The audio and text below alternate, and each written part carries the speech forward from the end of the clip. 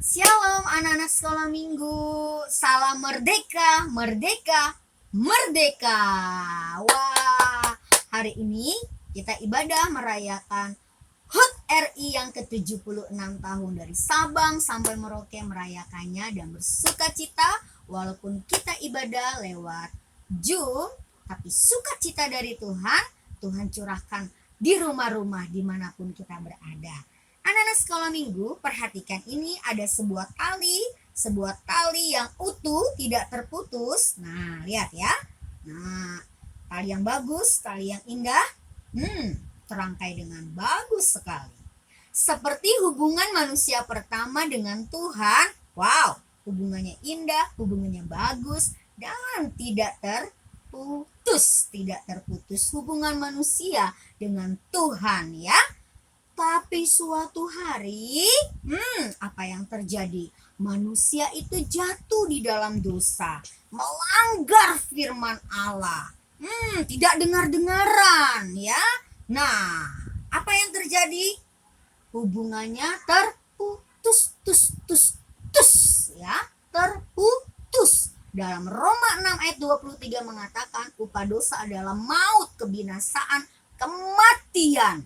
Nah, dalam Yohanes 3 ayat ke-16, karena begitu besar kasih Allah akan dunia ini, sehingga ia mengaruniakan anaknya yang tunggal, supaya setiap orang yang percaya kepadanya tidak binasa, melainkan beroleh hidup yang kekal. Ketika manusia itu jatuh dalam dosa dan tidak ada hubungan komunikasi yang baik antara manusia dengan Tuhan, benar-benar berarti manusia itu sedang menuju maut, sedang menuju kebinasaan, kematian yang kekal. Ya, kekal itu abadi, tidak akan pernah hidup. Itulah upah dari dosa. Tapi ada seorang pribadi yang gak rela ciptaannya itu mati binasa, mati kekal. Tapi ada seorang pribadi yang menyerahkan nyawanya untuk mengampuni manusia dari dosa, memerdekakan manusia ketika manusia itu terikat oleh dosa. Mereka terbelenggu oleh dosa, mereka sedang menuju kebinasaan, mereka sedang terbelenggu dan tidak bisa terlepaskan oleh dosa. Tapi tadi Kak Nuda bilang ada seorang pribadi yang gak rela ciptaannya masuk dalam kerajaan maut, yaitu Yesus, Tuhan Yesus Kristus. Dia rela memberikan nyawanya untuk mengampuni manusia. Dia rela disalibkan. Dia rela memberikan nyawanya bagi semua umat manusia agar umat manusia merdeka dari dosa. Anak-anak sekolah minggu, sudahkah kita merdeka? Sudahkah kita merdeka? Ada gambar yang Kak Nur siapkan, mungkin ini contoh yang sering dilakukan anak-anak. Sudahkah kita bebas dari dosa? Masih adakah kebiasaan-kebiasaan yang menyukai hati Tuhan? Masihkah kita berkata kotor, berkata yang membuat orang marah? Sindiran-sindiran yang menyakiti hati orang. Masihkah kita suka menyontek? Masihkah kita melawan orang tua, membentak orang tua? Orang tua baru ngomong sekali, anak udah ngomong berkali-kali. Tidak taat kepada orang tua, disuruh belajar, malah main-main. Tidak mau dengar. Berkelahi, memukul, menendang, suka marah-marah, suka mencuri.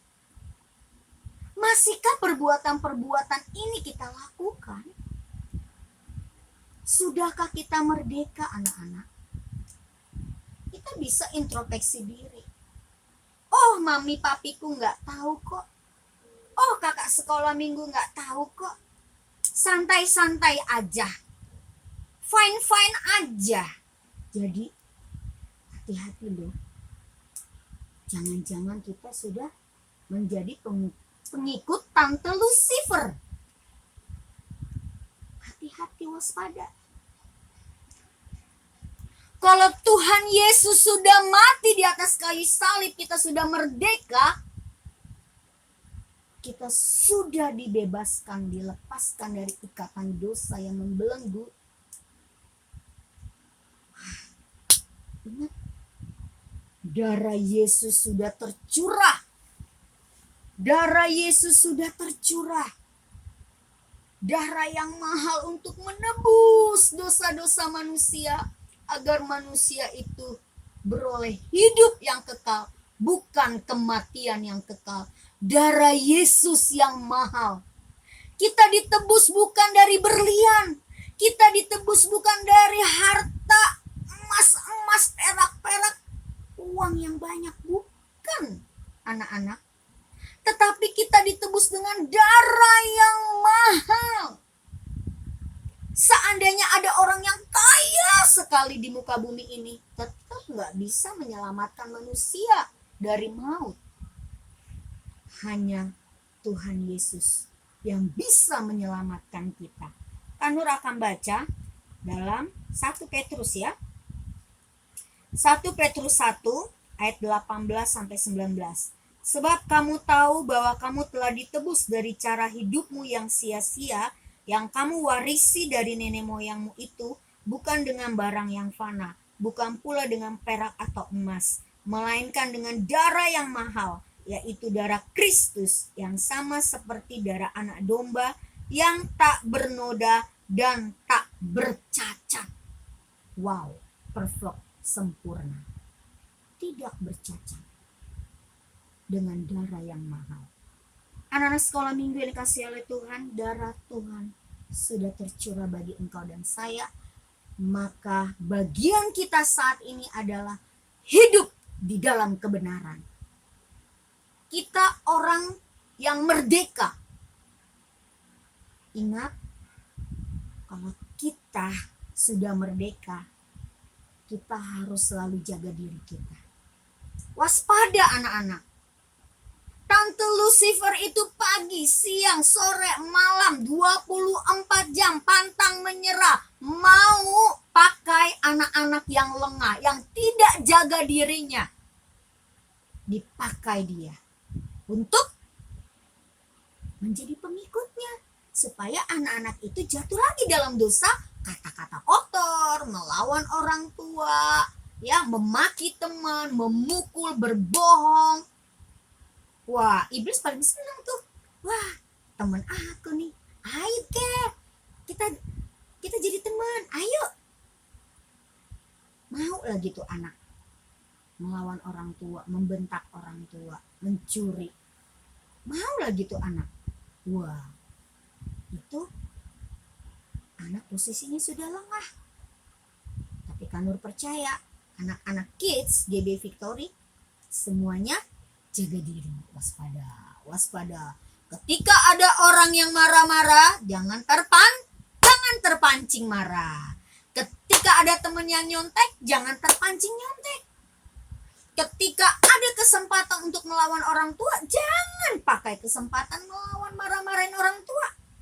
Orang tua baru ngomong sekata, anak udah berkata-kata. Waduh, jangan dibiasakan. Ya. Anak harus tunduk kepada orang tua. Karena apa? Siapa yang ingat? Hormatilah orang tuamu supaya lanjut umurmu di tanah yang Tuhan berikan kepadamu.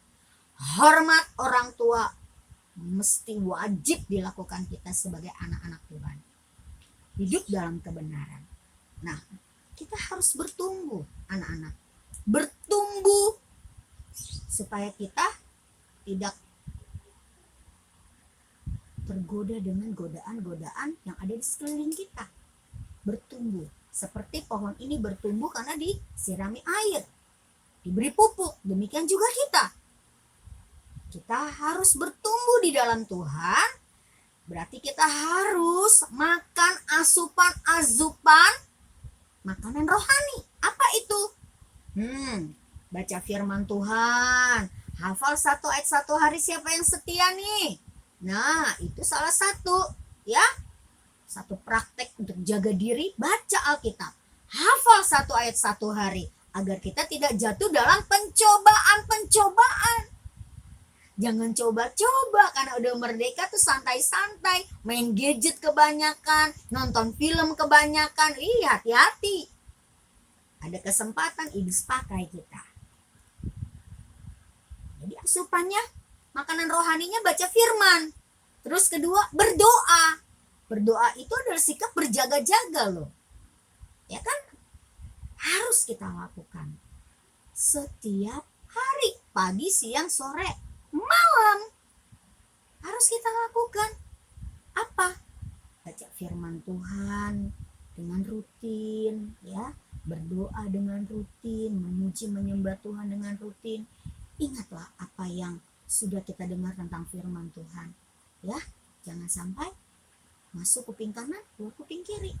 Hari Minggu doang, sekolah minggu, terus kita lupakan langsung.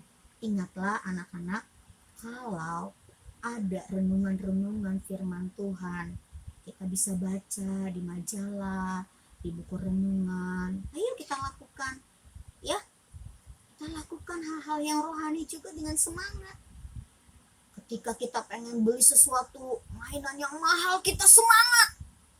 Kita senangkan diri kita dengan keinginan-keinginan kita. Tapi ketika beli buku renungan cuma 10.000, kita mikir. Padahal itu baik bagi asupan rohani kita. Supaya kita banyak merenungkan firman Tuhan yang membuat kita bertumbuh di dalam Tuhan. Nah, ya anak-anak sekolah minggu, jaga diri kita bertumbuh di dalam kebenaran dengan cara baca firman Tuhan, berdoa, memuji dan menyembah Tuhan. Anak sekolah minggu, mari kita berdoa ya, lipat tangan kita. Bapa di surga, terima kasih Tuhan, pada hari ini kami sudah dengar kebenaran firman-Mu. Kami tahu kami adalah anak-anak yang sudah dimerdekakan, anak-anak yang sudah dibebaskan, dilepaskan dari ikatan-ikatan dosa. Kami berjanji pada hari ini Tuhan, kami tidak lagi melakukan perbuatan-perbuatan dosa yang menyakiti hati Tuhan. Kami mau Tuhan hidup dalam kebenaran firman-Mu Tuhan. Kami mau bertumbuh, kami mau pacu diri kami untuk baca firman Tuhan, menyemangati diri kami untuk senantiasa tekun dalam doa dan menyukai pujian-pujian menyembah kepadamu Tuhan. Tolong kami Tuhan, tolong kami anak-anak Tuhan, semua kami guru-guru sekolah minggu, agar kami mengerti kebenaran firman Tuhan yang kami dengar hari ini, bahwa kami harus bertumbuh hidup dalam kebenaran. Kami harus terus senantiasa berwaspada diri, menjaga diri kami untuk tetap hidup dalam kebenaran firman Tuhan. Terima kasih Tuhan, berkati kami semua, lindungi jagai kami. Di dalam nama Yesus, kami sudah berdoa dan kami mengucap syukur. Mari anak-anak yang sudah dimerdekakan oleh Kristus, kita katakan sama-sama, amin, amin.